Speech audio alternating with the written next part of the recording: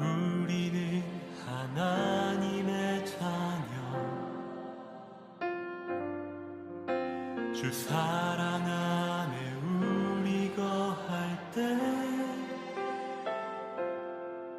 주님 나를 사랑하신 것 같이 우리도 서로 사랑할 수 있네. 우리는 주의 몸 된 교회, 뭐든지 제가 하나 될 때 예수님의 마음을 닮아가며 고통과 즐거움 함께 나누네. 하나님 안에서 우리 서로 이어져 주가 거하실 성전이 되네. 모퉁이 돌 대신 예수와 하나 되게 하신 성령 안에 함께 지어져 가네.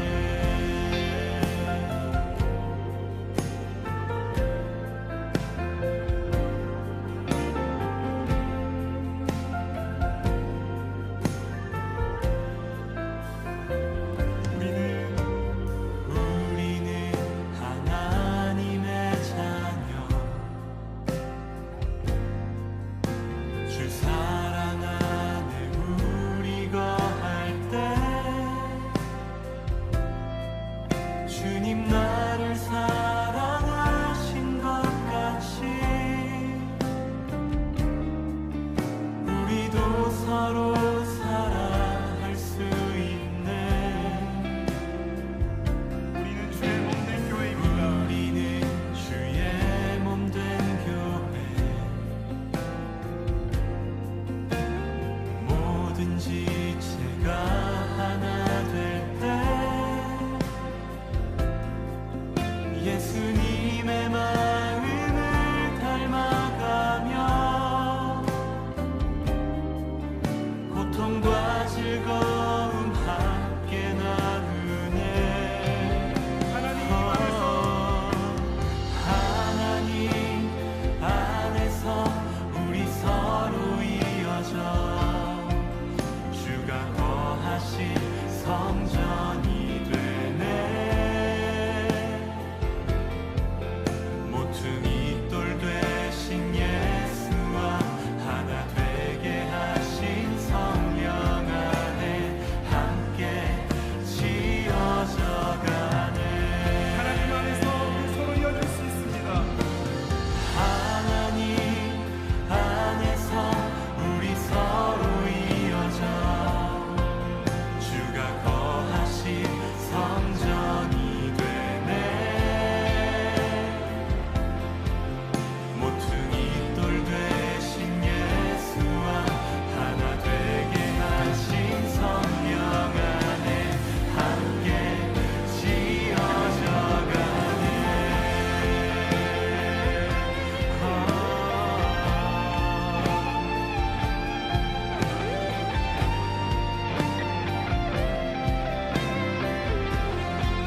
모퉁이 돌 대신 예수와 모퉁이 돌 되신 예수와 하나 되게 하신 성령 안에 함께 지어져 가네. 하나님 안에서 하나님 안에서 우리 서로 이어져 주가 거하실 성전이 되네. 모퉁이 돌 되신 예수와 하나 되게 하신 성령 안에 함께 지어져 가네. 하나님 안에서 우리 서로 이어져 주가 거하실 성전이 되네. 모퉁이 돌 되신 예수와 하나 되게 하신 성령 안에 함께 지어져 가네. 아멘. 주님께 영광의 박수 올려주실까요? 아멘. 주님은 능히 그렇게 행하실 분이십니다. 아멘. 같이 기도하겠습니다. 오늘 로마서 8장 5절부터 11절까지 말씀 가지고 보았습니다. 로마서 8장 5절부터 11절까지 말씀 같이 보았습니다. 여기에 육신을 따르는 자, 또 영의 생각을 하는 자, 이렇게 육신을 따르는 것과 영을 따르는 것을 나와 있는데, 육신의 생각은 사망이다 그랬고요, 영의 생각은 생명과 평안이다 이렇게 이야기를 했습니다. 그러니까 육신과 영을 나눈 거죠. 그러니까 육신도 지난번에 얘기했지만 육신도 영적인 얘기를 말하는 거고 영도 영적인 얘기를 말하는 거예요. 그러니까 육신이라고 하는 건 여기서 사르크스를 말합니다. 그러니까 이것은 뭐 이런 몸을 얘기하는 게 아니라 이 몸에서 죄를 짓는 걸 말하는 거예요. 이 몸에서 죄를 짓는 거를 육신이라고 성경에서 표현하는 거고, 이 몸 자체는 그냥 이렇게 몸이죠. 몸. 이 몸 자체는 몸이고, 우리 보이는 몸이고, 이 몸으로 죄를 지면은 육신이라고 그렇게 말해요. 이 몸으로 이제 죄를 안 짓고 의로운 일을 행하면 영이라고 그렇게 말하는 거고요. 그래서 육신의 생각, 영의 생각 이렇게 나누어서 몸은 그러니까 몸이 잘못된 건 없는 거죠. 그러니까 몸이 죄를 짓느냐 아니면 의롭게 사느냐 이렇게 나누어지는 거죠. 몸이라는 게. 그렇게 성경을 구분을 해야 돼요. 왜냐하면 이게 헬라식이기 때문에 그래요. 원래 그 구약에나 이렇게 그 히브리 사상은 그렇지 않아요. 히브리 사상은 이게 합해져 있어요, 그냥. 그래서 몸하고 영혼하고 이렇게 영혼도 이렇게 나누질 않아요. 영혼도 그렇게 그냥 합해져 이렇게 있거든요. 몸하고 육신하고 또는 영이나 혼하고 이렇게 합해져 있는데, 근데 헬라식은 안 그래요. 바울이 이제 헬라어로 쓴 여기 바울 서신이나 이게 신약에 있는 데는요, 완전히 구분합니다. 그러니까 영하고 혼하고 몸하고 육체하고 이렇게 네 가지로 이렇게 구분을 해요. 그래서 영하고 육체하고 완전히 반대죠. 그러니까 몸이라고 하는 건 이제 우리의 몸을 의미할 때, 이 몸 소마라고 쓸 때는 사르케스가 아니고 소마라고 쓸 때는 그리스도의 몸을 설명하려고 할 때 그때 몸이라고 쓰고, 그 다음에 우리가 이제 실제로 이렇게 몸이 있잖아요. 이런 몸을 이렇게 쓸 때 그때도 이 소마라고 써요. 그런데 사르크스라고 이렇게 성경에 쓸 때는 육체의 열매, 육체의 일, 이렇게 할 때는 다 죄를 말하는 겁니다. 육체라고 쓸 때는요, 성경에서 그거를 이제 구분해서 성경을 보면 이해가 되고, 또 영하고 혼도 구분합니다. 그러니까 영하고 혼은 완전히 이제 이렇게 구분해서 다르게 표현을 해요. 그러니까 혼이 어디 부분의 역할을 감당하냐면 몸의 부분의 역할을 감당해요. 그러니까 혼이 몸하고 같이, 그러니까 혼이 이제 영으로부터 영향을 받는데 그게 몸에 영향을 주고요. 육체라고 하는 것은 죄하고 연결이 돼서 좀 다르게 표현을 했어요, 성경에서는. 이 헬라식으로는요. 그래서 데살로니가서 5장 23절의 말씀을 보면 뭐라고 바울이 표현하면 영과 혼과 몸이 흠없이 보존되기를 원한다, 그렇게 이야기를 했고, 또 고린도전서 3장 16, 17절을 보면 이제 너희 몸이 하나님의 성전, 그리스도의 성전인 것을 너희가 알지 못하냐 할 때 그 몸, 이렇게 소마라고 이렇게 표현을 해요. 그러니까 너희 몸이, 왜 이 몸이 성전이라고 그러냐면 이 속에 하나님의 성령이 들어오면 이 몸이 거룩해지거든요. 이 몸이. 근데 너희 이 거룩한 이 몸으로 어떻게 죄를 짓느냐 이렇게 하는 거예요. 그러니까 이 몸으로 죄를 지면 너희들이 하나님의 나라를 유업으로 받을 수가 없다, 이렇게 이야기를 해요. 고린도전서 6장의 9절부터 11절에. 그러면 이 몸이라고 하는 건 지금 이제 이 속에 있는 하나님의 영을 담는, 하나님의 영을, 성령이라는 하나님의 영을 담는 그릇인 거죠, 이게. 그러니까 하나님의 영을 담으면 이게 거룩한 몸이 되는 거예요. 그래서 성전이라 그러는 겁니다. 이 안에 성전, 성령이 있는 전이다. 그래서 성전이라 그러는 거고. 근데 네가 성전이 어떻게 죄를 짓느냐, 육체의 일을 따를 수가 있느냐, 이 몸에 그 죄를 짓는 그 육체의 일을 어떻게 따를 수가 있느냐, 그럴 수가 없다. 이런 얘기를 강조하기 위해서 쓴 내용들이죠. 그러니까 몸이라고 하는 건 몸의 구원이라고 하는 게 완전한 구원이에요. 몸의 구원이 성경에서 말하는 건요. 그러니까 헬라식으로 표현하면요, 몸의 구원이 완전한 구원입니다. 왜 그러냐면 영의 구원과 혼의 구원과 몸의 구원이 있어요. 그럼 영의 구원은 언제 이루어졌냐면 예수님이 십자가 못 박혀 돌아가실 때, 그때 영의 구원이 이루어졌어요. 성경의 그 3일길도 똑같아요. 애굽에서 유월절 어린 양의 피로 구원을 받은 것이 영의 구원이죠. 그들이 뭐 노력해서 구원받은 게 아니고 어린 양이 죽었기 때문에 그것으로 구원을 받은 거예요. 그리고서 이 사람들이 홍해바다를 건너서 그 죽음이라고 하는 홍해바다를 건너서 광야로 나왔죠. 그런데 이 사람들이 광야에서 멸망을 당합니다.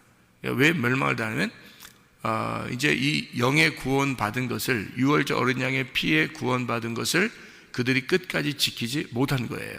광야에서. 광야에는 이제 교회거든요. 광야 교회. 이스라엘 백성들을 광야의 교회에 있었다, 이렇게 표현을 해요. 광야 교회. 그래서 광야 교회에서 여기서 이제 완전하게 이제 구원을 지키지 못한 거죠. 이게 어떤 구원을 말하냐면 혼의 구원이에요. 그러니까 혼의 구원이라고 하는 건 영의 구원이 있는 사람이 혼을 지키는 걸 말하는 겁니다. 그러니까 혼이라는 몸을 지켜내야 되는 거예요. 그래서 우리가 뭐 새벽 예배도 드리고 저녁 예배도 드리고 하는 것은 이걸 지켜내는 겁니다. 다시 말하면, 그러니까 영의 구원을, 내 속에 성령이 들어온 그 영의 구원을 내 몸이 지켜내는 거예요. 이걸 지켜내는 거를 혼의 구원이라고 그렇게 말하는 겁니다. 그러니까 몸과 영이 합해지면요, 이 흙덩어리하고 이 영이라고 하는 것이 합해지면 혼이 되거든요. 이걸 혼이라고 그래요. 나 자신이라고 그래요. 그래서 광야는 교회 생활이라고 하는 건요, 나 자신을 지켜내는 생활입니다. 교회 생활이요. 그러니까 지금 우리가 죽을 때까지 그 일을 하는 거예요. 그러니까 죽을 때까지, 요단강 건너갈 때까지, 요단강 건너가 만날이 그러잖아요. 그러니까 요단강 건너갈 때까지 이게 나를 지켜내는 거예요.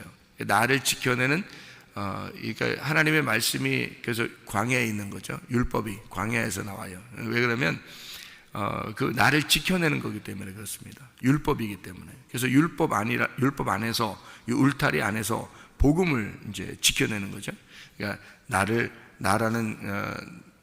나라는 복음을, 구원받은 나를 울타리 율법으로 나를 지켜내는 겁니다. 그게 광야 생활이에요. 지금 교회 생활을 말하는 것입니다. 그러니까 뭐 기분 좋을 때는 교회 나오고 기분 나쁠 때는 교회 안 나오고 이런 게 아니에요. 그거는 자기 자신을 미워하는 겁니다. 그건 자기를 미워하는 거예요. 왜냐하면 자기를 지켜내려고 하지 않는 거니까. 나를 지켜내야 되거든요. 그게 광야 생활입니다. 그러니까 애굽에서 탈출하면 광야 생활에서 그걸 지켜내야 되는데, 그걸 안 지켜내는 사람들이 다시 멸망하는 거예요. 애굽으로 돌아가자, 뭐 이런 헛소리나 했었고 뭐 이러는 거죠. 그건 이제 진짜 예수의 피를 의지하지 않은 거죠. 진짜 예수를 믿은 게 아닙니다. 그러니까 진짜 예수를 믿은 사람들은 혼의 구원을 지켜내는 거거든요. 지금 목사도 마찬가지고 성도들도 마찬가지예요. 같이 지켜내는 겁니다. 이게 자기를 지켜내는 거예요. 죽을 때까지. 그러다가 이제 이것이 운명이 다 하잖아요. 사람들이 운명이 다 하고 생사 화복은 다 하나님에게 달려있다. 그리고 죽음과 삶은 하나님에게 달려있으니까 어느 날 다 죽어요. 어느 날 다 죽는데, 그 죽을 때 몸이 완전히 구원을 받는 겁니다. 이 몸이요. 그러니까 여러분, 그 사람들 화장도 시키고, 그죠? 땅에다도 묻고 그러잖아요. 근데 이 몸은 뭐 다 썩어요. 그리고 다 뭐 불태워지면 가루가 돼버리고 없어져 버리는 거거든요. 그런데 속에 있는 게, 이제 속에 있는 사람이 나거든요. 속에 있는 사람이 나요. 그러니까 겉에 있는 건 내가 아니고 진짜 내가 아니라 가짜인 나죠. 그런데 속에 있는 사람이 진짜 나란 말이에요. 이 뇌가 지켜진 사람이 몸을 입는 거예요. 하늘나라 올라갈 때는 이제 몸을 입어서 몸의 구원을 받는 겁니다. 자, 순서가 어떻게 되죠? 그러니까 예수님이 십자가 못 박혀 돌아가실 때 영의 구원을 받았어요. 그거는 우리가 잘 몰라요. 모든 사람이 영의 구원을 받았는데 어떤 사람은 알고 어떤 사람은 모르죠. 근데 모르는 사람들은 어떻게 살아요? 모르는 사람들은 육체적인 삶을 삽니다. 그래서 이거를 영적 어린아이라 그래요. 그러니까 어린아이인데 어린아이가 이제 영적으로 이렇게 자라나려고 하는 어린아이가 있고요. 아예 그냥 육신적인 삶을 사는 어린아이가 있어요. 성경에 보면. 그래서 너희가 어린아이처럼 행동하지 마라 이렇게 얘기하는 것은 육신적인 어린아이를 말하는 거예요. 그거는 애들처럼 사는 거죠. 한마디로 말하면 철없는 사춘기 반항아처럼 사는 그런 어린아이들이에요. 그런 어린아이들. 그것은 부모의 마음을 전혀 모르는 어린아이들, 육신적인 삶을 얘기하는 거예요. 그건 하나님을 기쁘시게 못합니다. 육신적인 삶은요, 하나님 기쁘시게 하는 게 아니에요. 그런 삶을 살지 말라고 성경에서 경고하는 거거든요. 그러면 이제 영적인 어린아이가 자라나려고 이제 앞으로 영적인 성장하는 사람이 되려고 자라나는 어린아이가 되는 그런 어린아이가 되라. 그건 이제 어린아이처럼 신령한 젖을 사모하고 어린아이처럼 순수해라 할 때는 그런 때 이제 그런 어린아이예요. 그래서 어린아이라는 이 단어가 나눠져 있어요. 육신적인 어린아이가 있고 점점 이제 신령한 젖을 사모해서 자라나는 어린아이가 있어요. 그러니까 이런 어린아이가 돼야 되죠. 자라나는 어린아이. 그래서 육신적인 삶을 아예 그 죄를 짓는 그런 삶이에요. 그러니까 아버지 마음을 전혀 모르는 그런 삶, 그런 삶들을 육신적인 삶이라고 그러고 영적으로 이제 아주 그 반항적인 그런 어린아이들을 얘기하는 겁니다. 그래서 영적인 구원을 받으면 그건 우리가 알지 못하죠. 모르을 때 예수님이 십자가 못 박혀 돌아갔으니까 우리가 전혀 모르는 때 구원받은 거예요. 그거는 이 세상 사람도 우리도 다 똑같이 교회 다니는 사람이나 안 다니는 사람이나 다 이렇게 구원을 받았는데 광야로 나와서 교회 생활을 하는 사람들하고 이제 아예 애굽에 사는 사람하고 다른 거죠. 그래서 광야에 나온 사람들은 하나님이 이제 성장을 시킵니다. 성장을 시키는데 이 어린아이들을 성장을 시키는데 광야에서 하나님이 섬기심으로 말씀을 주심으로 성장을 시켜요. 그런데 이 과정에서는 우리가 이 혼을 지켜내야 되는 거거든요. 구원받은 예수의 그 구원을 확실하게 믿은 사람이면 거기서 지켜내거든요. 근데 그게 많지가 않아요. 교회 와도요. 어느 정도 많지 않으냐면 여호수아와 갈렙 두 사람밖에 없었다니까. 그러니 얼마나 적은 거예요. 구원받은 사람들은 제가 은혜 받고 구원받고서 처음으로 이제 하나님 앞에 이제 은혜 받고서 응답받은 게 몇 가지가 있는데 그 중에 한 가지가 너에게 이 하나님 말씀 아버지의 마음을 설명해 줄 테니까 요거를 네가 알고 있는 걸 혼자 갖지 말고 다른 사람에게 나누어라 해서 그 균형을 이루어라는 말 하나 하고요. 그리고 또 한 가지가 이 세상에 교회 다니는 사람들이 많이 있지 않느냐. 보면 교회 다니는 사람 많잖아. 많은데 이 중에 구원받은 사람이 10%도 안 된다. 이런 응답 받았어요. 10%도 안 된다. 교회 다니는 사람 중에서 구원받은 사람이 10%도 안 된다. 요거 하고요. 거의 구원 못 받으니까 사람들을 이렇게 구원받을 수 있도록 도와줘라. 이제 이런 거 하나 응답 받고요. 또 하나는 설교하는데 네가 알고 있는 지식을 설명하려고 하지 말고 이 사람들이 얼만큼 알고 있는가. 그러니까 네가 아는 거가 아니라 여기 성도들이 아는 거. 그러니까 성도들이 아는 게 중요하다. 그래서 내가 목사가 아는 게 중요한 게 아니라 성도들이 아는 게 어떠하냐 그걸 확인해 달라는 거예요. 그렇게 세 가지를 응답받았습니다. 그래서 설교하는 설교하는 마음은 이제 어떤 마음을 가지고 설교하는 거냐면 이 사람들이 얼만큼 알고 있을까. 그러니까 내가 알고 있는 수준이 아니라 이 사람들이 알고 있는 게 얼만큼 될까. 요거죠. 그래서 저녁 때마다 우리가 성경 암송합니다. 저녁 때마다. 왜 그렇게 제가 하느냐면 그러니까 월화 목금 이렇게 성경 암송하거든요. 그러니까 수요일 날은 수요 예배 드리고 토요일 날도 저녁에 예배를 드리고 주일 날도 이제 예배를 드리는데 월화 목금에는 평상시랑 다르게 그러니까 그런 예배드리는 그런 시간하고 다르게 성경을 암송을 합니다. 창세기부터 요한계시록까지 그 요약된 부분들을 제가 만들어가지고 그거를 계속 암송을 합니다. 그 왜 암송을 하냐면 사람들이 아는 게 중요하니까, 내가 아는 게 중요한 게 아니라 사람들이 아는 게 중요하니까. 이 사람들이 성경을 암송하고 있으면 어느 날 그 암송된 말씀이 자기를 인도할 거란 말이죠. 그게 중요하다고. 그래서 암송하기 시작한 거예요. 제가 그냥 괜히 막 암송하고 그런 게 아니라 사람들이 아는 게 중요하니까, 내가 아는 수준이 아니라 사람들이 아는 수준으로 성경 말씀이 자신들 한 사람 한 사람을 인도해 나가야지, 목사가 인도해 나가는 게 아니거든요. 그거를 주님께서 해라고 그래서, 그게 설교보다 더 중요하다 그래서 제가 암송하기 시작한 겁니다. 사람들을 암송시키고 그 말씀이 당신들을 인도해 나갈 수 있도록 그렇게 암기하라고 그렇게 시키고 그러는 거거든요. 제 설교보다 더 중요하다 그렇게 얘기하는 게 그래서 그런 거예요. 이제 암송을 하다가 그 뜻을 또 설명할 시간이 되면 막 또 설명을 해주고 그렇게 합니다. 어떨 때는 암송만 해서 끝내기도 하고, 어떤 때는 중간중간에 설명도 해주고 그렇게 이야기를 하죠. 어제 저녁 같은 경우는 그 죽음에 대한 이야기를 잠깐 했어요.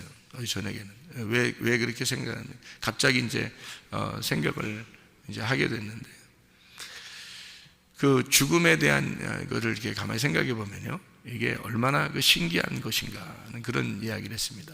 그 죽음에 대한 걸, 여러분, 그 죽음이 무서운 게 아니죠. 어떻게 보면 구원받은 사람들에게는 죽음이라는 게 무서운 게 아닙니다.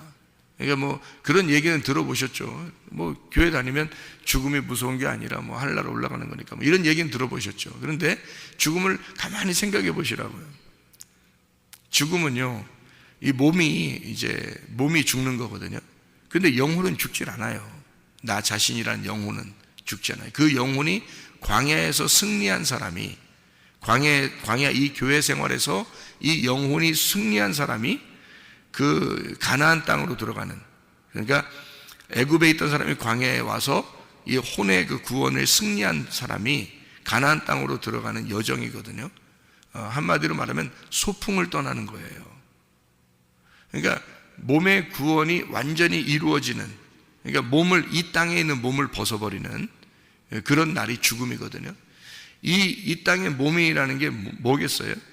이 땅의 몸이라는 게 나를 가두어 놓는 감옥이에요. 나를 가두어 놓는 감옥. 그러니까 하나님의 성령도, 원래 성령이 자유롭고 성령이 하나님이시기 때문에 성령이 어디든지 다 계시거든요. 그런데 내 몸 안에 가두어져 있는 거예요. 이 성령이 완전히 자유하게 되는 날, 그게 죽음입니다. 우리의 죽음. 그러니까 이 성령이 자유하게 나의 영과 하나님의 영이 완전히 나의 몸에서부터 탈출, 그러니까 완전히 구원을 받는 날이 죽는 날이거든요. 우리의 몸이 죽는 날이에요. 그래서 이 몸이 이 땅에서 몸을 벗어놓는 날, 내 영혼이 또 다른 몸을 입는 거예요. 그래서 그 몸의 구원이 완전한 구원이라는 겁니다.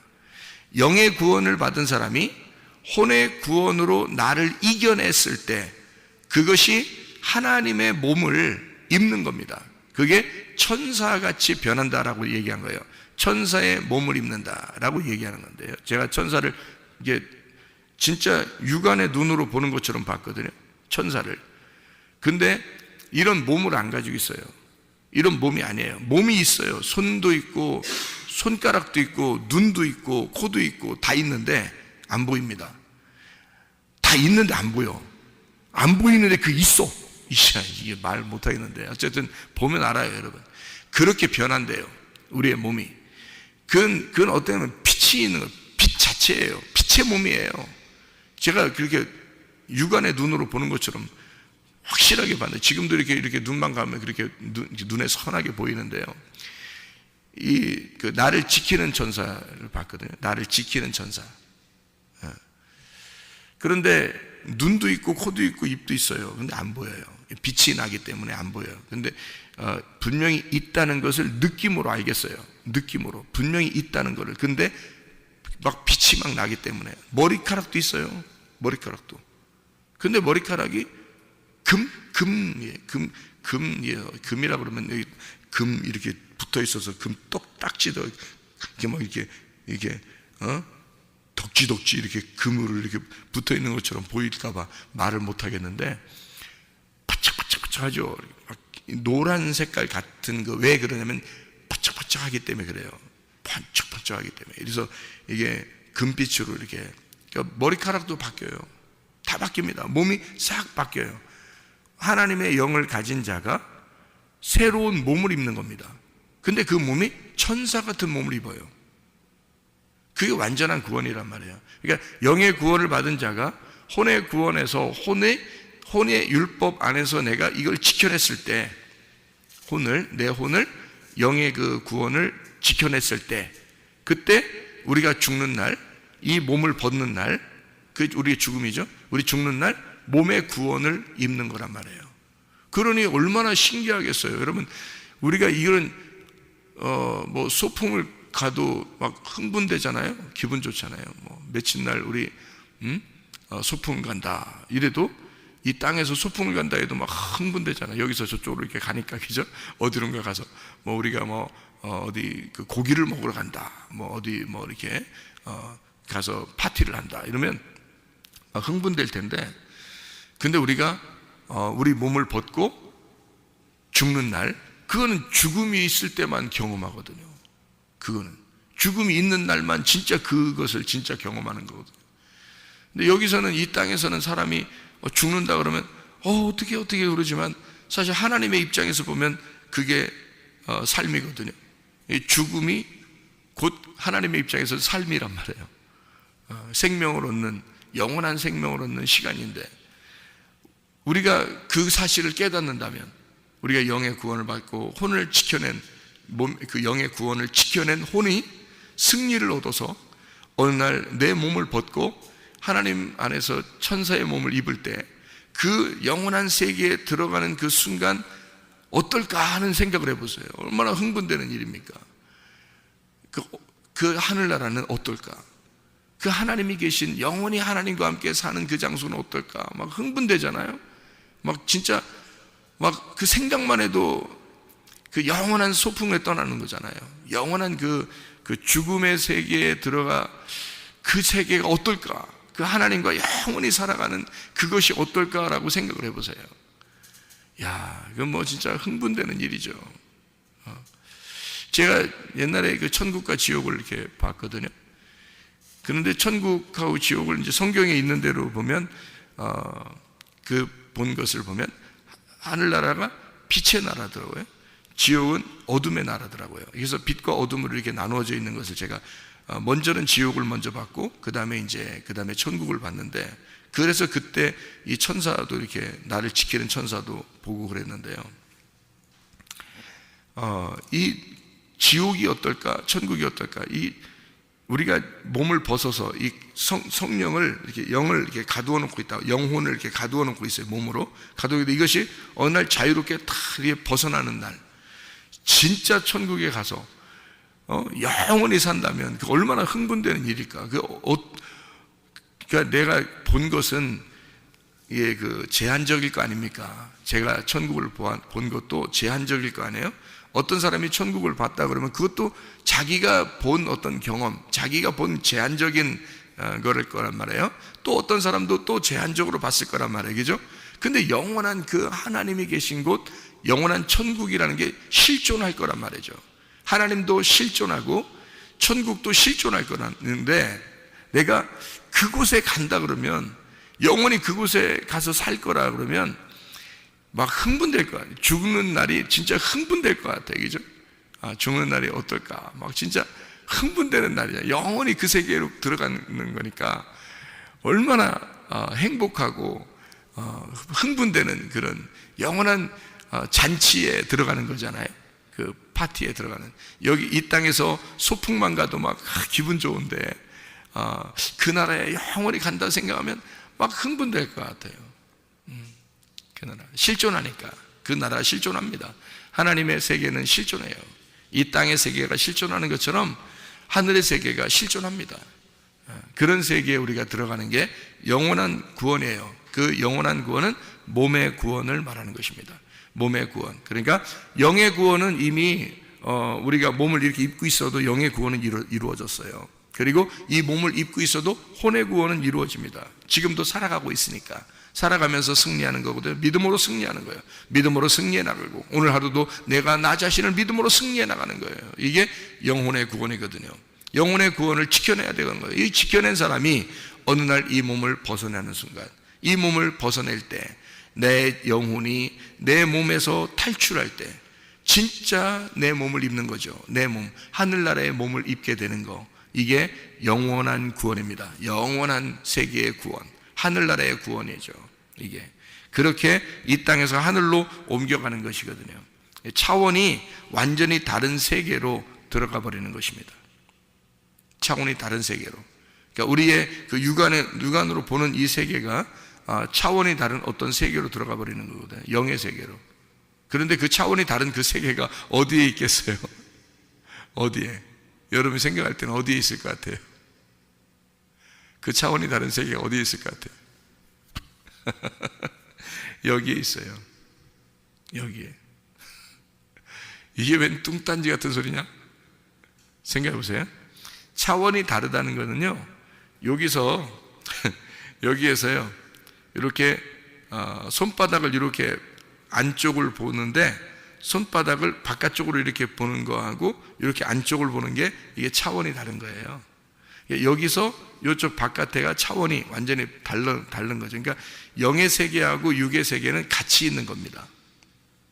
영의 세계와 육의 세계는 같이 있어요.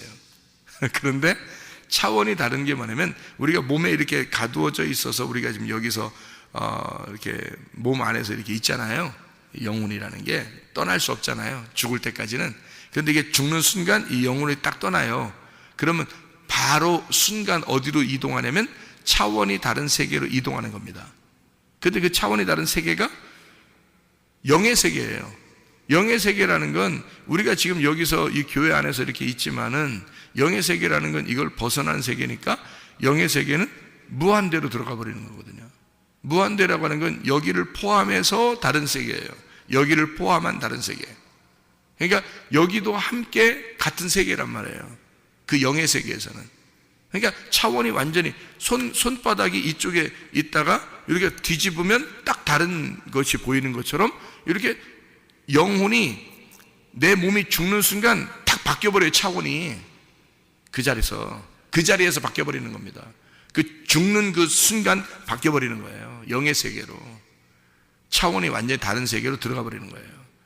이게 굉장히 흥분되는 일이죠. 그 세계로 들어간다는 게. 그래서 우리가 의롭다는 게 뭐예요? 의롭다는 게, 여기서 지금 의롭다 그랬는데, 의롭다라는 건 여기 보니까요, 10절에 그리스도께서 너희 안에 계시면 몸의 죄로 말미암아 죽은 것이나 영은 의로 말미암아 살아있는 것이니라. 의가 어떻게 영으로 말미암아 살았어요? 의가요? 의로 말미암아 영이 살아있어요. 이게 무슨 말이에요? 이게 무슨 말이냐면, 의라는 게 다른 말로 보면 어떤 말이냐면, 의라는 게 어떤 말이냐면 하나님하고 함께 있는 걸 의롭다 그래요. 하나님과 함께 있는 걸. 그러면 하나님과 함께 있는 걸 의롭다 그러면요, 여러분 생각해 보세요. 어떻게 하나님과 함께 있게 됐어요? 몸이 심판을 받으면 의롭게 되는 거예요. 그러니까 내가 완전히 몸의 구원에 들어가면 의롭게 되는 거거든요. 하나님과 함께 있다는 거죠. 그러니까 차원이 완전히 바뀌는 겁니다. 그러니까 몸의 심판이 곧 의로움이거든요. 근데 몸의 심판을 안 받으려고 그러면요, 의로움이 아직 안 오는 거죠. 그러니까 육체의 죄를 이미 예수님께서 다 이제 끝내셨어요. 그리고 우리는 영의 구원을 받았고, 그 영의 구원을 지켜내는 혼의 구원을 지금 살아가고 있습니다. 여기에서 몸의 구원으로 들어갈 때 완전히 의롭게 되거든요. 영의 구원이 완전히 이제 의롭게 되는 건데, 그 의롭게 되는 것이 심판이 오고 나면, 그러니까 요단강을 건너면 가나안 땅으로 들어가는 것처럼, 이렇게 우리의 세계가 요단강을 건너서 가나안 땅으로 들어가는 모든 게 완성되는 거거든요. 그런 것처럼 우리에게 몸의 의로움이 우리에게 와야 된다는 거죠. 그러면 다시 말하면 몸의 심판을 통해서 몸의 의로움이 온다는 거죠. 그러니까 우리의 죽음은 결국 하나님의 삶이라는 겁니다. 우리의 죽음은. 그러니까 이 차원이 바뀌는 거예요. 그러니까 이런 삶이 차원이 다른 삶, 그러니까 우리가 차원이 다른 어떤 삶이라고 하는 건요, 이런 어떤 의미냐면 이런 거죠. 사람은 죄를 자꾸 지켜야 되거든요. 왜 죄를 지켜야 되냐면 그게 법칙이기 때문에 그래요. 연력학 제2법칙이라고 아시죠? 연력학 제2법칙이라는 게 점점 이렇게 부패해 간다는 거거든요. 몸이 점점 부패해 간다. 점점 사람이 이렇게 좋은 사람이 점점 악해진다. 이게 이제 연력학 제2법칙이에요.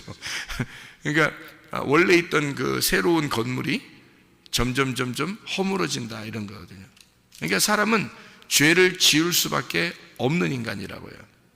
그것을 여러분 위로받지 말라는 겁니다. 그거에 위로받으면 속은 거예요. 제가 말하고 싶은 거는 연력학 제2법칙에 의하여 이 땅의 법칙은 다 온전한 데서 허물어지는 것으로 가게 돼 있어요. 다시 말하면 의로운 사람이 어린아이가 순수하게 태어나서 점점 악해지는 겁니다. 선악을 알게 되면서 점점 악해져요. 그래서 어린애가 순수해요? 어른이 순수해요? 어린애가 순수한 거예요. 어린애로 태어날 때는 죄가 없는데 애가 점점 선악을 알게 되면서 점점 악해지는 겁니다. 그래서 어른이 되면 뭐 그냥 그렇게 욕심 부리지 말라고 해도 욕심이 나오고, 그렇게 고집 부리고, 그렇게 자존심 세우고 승질내고 막 이래요. 그러니까 하지 말라고 해도 그렇게 해요. 왜? 연력학 제2법칙에 의하여 어린아이로 태어난 자가 점점 죄를 짓고 있는 겁니다. 그런데 그거에 사람은 원래 그래 이러지 말란 말이에요. 왜냐하면 우리는 새로운 피조물로 변한 사람들이에요. 새로운 피조물이라는 것은 새로운 창조가 이루어진 것인데 그것은 연력학 제2법칙을 벗어난 사람이란 뜻이에요. 그거를 구원이라 그러는 겁니다. 영의 구원. 차원이 달라졌다는 얘기입니다. 땅의 삶을 사는 게 아니라 하늘의 삶을 사는 걸 구원이라 그러잖아요. 이거는 하나님만 할 수 있는 거예요. 자, 창세기 1장에 보면요, 창세기 1장에 보면 창조가 어떻게 이루어졌어요? 창세기 1장 2절을 보면 여러분이 아시는데요, 창세기 1장 2절에 보면 뭐라고 되어 있어요? 땅이 혼돈하고 공허하며 흑암이 있다 그랬죠? 그러면 땅이 혼돈하고 공허하며 흑암이 있다는 것은 창세기 1장 1절에는 그 땅이 어떻게 됐어요? 온전하게 창조됐다는 얘기예요. 그죠? 창세기 1장 1절엔 온전하게 땅이 창조됐다는 얘기예요. 천지니까, 그죠? 하늘과 땅이 창조됐으니까 땅이 이미 있어요. 창세기 1장 1절에. 근데 창세기 1장 2절에는요, 땅이 연력학 제2법칙에 의하여 혼돈하고 공허하고 흑암이 있고 점점 타락해서 죄를 짓고 있다는 얘기예요. 그런데 창세기 1장 3절부터 하나님이 어떻게 하겠다는 얘기예요? 새로운 피조물로 창조하겠다는 겁니다. 그래서 바꿔놓는 건 누구만 할 수 있어요? 연력학 제2법칙에 이 땅에 있는 법칙을 완전히 뒤집어서 거꾸로 올라가겠다는 거예요. 죄를 짓는 데서 의로움으로 가겠다는 겁니다. 그죠? 자, 썩어지는 데서 새로 만들겠다는 겁니다. 이거는 누구만 할 수 있는 거예요? 하나님밖에 못하는 거예요. 이거는 차원이 다른 세계로 만들겠다는 겁니다. 땅의 세계에서 하늘의 세계로 만들겠다는 얘기거든요. 차원이 다른 쪽으로 가겠다는 거거든요. 그래서 이쪽에 점점 허물어지는 것을 갖다가 새로운 성전을 만들겠다는 거예요. 새로운 성전을 짓겠다는 겁니다. 이게 옛 성전을 허물어버리고 새 성전을 만들겠다. 그러니까 완전히 새로운 것으로 새 창조를 하겠다는 거거든요. 그건 하나님밖에 못해요. 이거는요. 그러면 여러분, 구원받았다는 게 뭡니까? 누가 구원시켰어요? 하나님이요. 여러분이 스스로 구원받은 거 없습니다. 하나님이 우리를 구원을 시켰다면 우리는 새로운 피조물이에요. 새 창조가 된 사람이란 말이에요. 이러면 차원이 땅에서 하늘로 옮겨진 사람인데 어떻게 사람은 죄를 질 수밖에 없어, 이런 말이에요. 그건 땅의 사람들이 하는 얘기지, 땅의 연력학 제2 법칙에 의하여 얘기하는 거지. 그거는 하늘의 세계는 그렇지 않다는 거죠. 하나님의 세계는 차원이 다르기 때문에 그 세계에서는 사람은 죄를 질 수밖에 없어, 고집 부릴 수밖에 없어, 자존심 세울 수밖에 없어, 욕심 부릴 수밖에 없어, 화를 낼 수밖에 없어. 인간은 원래 그래. 인간 원래 그래. 사람은 그렇지 않아요. 하나님이 창조한 사람은 그럴 수가 없습니다. 거꾸로 간 사람이잖아요. 원래 밑으로 허물어지는 사람이 아니라 새로 창조된, 새로 건축된 사람이란 말이에요. 거꾸로 간 사람이라고. 우리가 이 세상의 법칙을 뛰어넘은 자들이란 말입니다. 이 세상의 법칙에서 벗어난 자들을 얘기하는 거거든요. 그게 구원받은 사람이에요, 여러분. 그걸 구원받은 사람이에요. 그러니까 몸이요, 점점점 병드는 그 점점 늙어지는 것은 연력학 제2 법칙이에요. 이 땅의 법칙이라고요. 그러니까 그것에 우리가 너무 이렇게 혼란스럽게 생각하지 마세요. 원래 그런 거니까. 그런데 우리 속사람은 어떻다고요? 성경에서 우리의 속사람은 날로 새롭게 간다는 겁니다. 속에 있는 사람은 날로 새로운 쪽으로 간다는 거예요. 이게 뭐예요? 새 창조예요. 도저히 이 세상에서 법칙하고 반대로 가는 게 속사람입니다. 우리의 속사람이요. 그러니까 겉은 점점점 이 땅의 것을, 법칙을 따라가죠. 그러니까 이 땅의 법칙을 따라가다가 이 몸이 땅으로 들어가 버리는 거예요, 여러분. 이 몸은 그때 내 속사람이 어떻게 새로워지기 때문에 점점점 새로워져서 새 몸을 입는 겁니다. 그게 우리 이 땅에서의 죽음이에요. 그리고 새 창조로 들어가는 겁니다. 완전한 새 창조로. 그게 새로운 몸을 입는 몸의 영원한 구원을 말하는 거죠. 이게 여러분, 우리가 그리스도 안에서 의롭게 되는 것, 하나님의 영의 삶을 살아간다는 것, 육체의 삶이 아니라 영의 사람이 된다는 것, 하나님을 기쁘시게 하는 삶, 우리는 겉사람으로 사는 게 아니라 속사람이 날로 새로워지는 삶을 살아가야 될 줄로 믿습니다. 기도하겠습니다.